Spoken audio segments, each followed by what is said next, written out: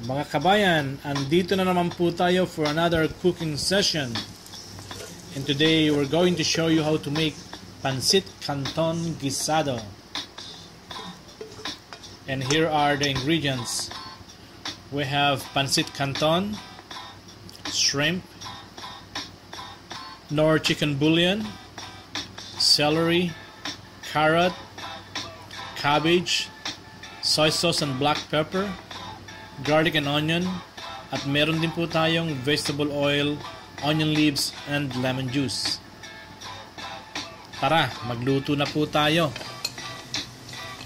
First thing that we're going to do is to saute yung onion tsaka garlic. And once you see na golden brown na po yung ating garlic, isunod na po natin yung kamatis. After the tomato, sunod po natin ang celery. And then the carrots.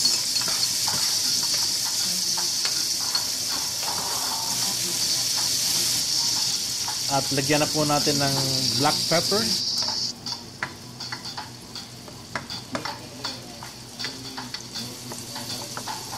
And then, ito po yung dahon ng sibuyas.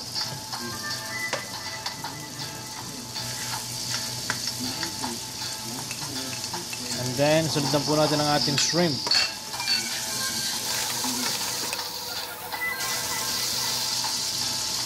And the cabbage. Ganito po, kabilis lutuin ng pansit. Ang matagal lang po sa pagluluto ng ating pansit yung paghihiwa ng mga vegetable. Ayan, idadagdag na po natin ang ating pancit canton pagka medyo luto-luto na po yung ating repolyo. At yan po, we just need another probably 10 minutes na halu-haluin ang ating canton. And just add some soy sauce. Ito pong volume ng toyo na ilalagay nyo, depende po yun sa inyong preference sa saltiness.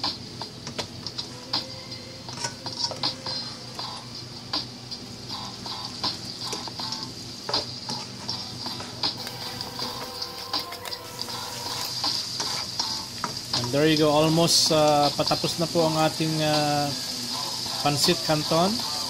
Pisaan lang po natin ng lemon, wag po masyadong marami. Pagkaluto po nito, we also gonna make yung sausawan, yung patis with calamansi. So kung medyo matabang po yung ating niluto, malalagyan po natin ito ng patis. So there you go. Ito na po ang ating recipe for today, ang pancit canton guisado. Wow, I love this.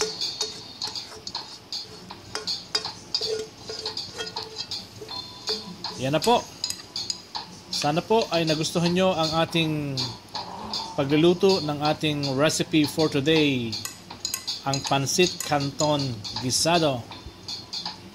Maraming salamat po for viewing my YouTube channel. And bon appetit!